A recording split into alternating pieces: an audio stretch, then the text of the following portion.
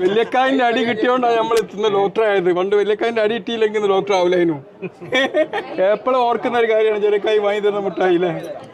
പതിമക്ക തുതിക്കുന്നു പരിഹാരമാമീന ബീവി ചിരിച്ചു മതിച്ചു രസിച്ചു കൊതിച്ചുടയോനു സ്തുതിച്ചു മനമുള്ള സുറുറാകുന്നേ മുത്തിൻ വജഹവർ നടത്തിടുന്നേ കൽവിൽ പെരുത്ത മുഹബത്താലെ ഒരുത്തനെ വാത്തി അൽഹംദുലിന്നുടയോനെ യാ റഹ്മാനേ. നീ ഇപ്പൊ കണ്ണൂരാണല്ലോ. വൺ പാട്ട് വരൂ.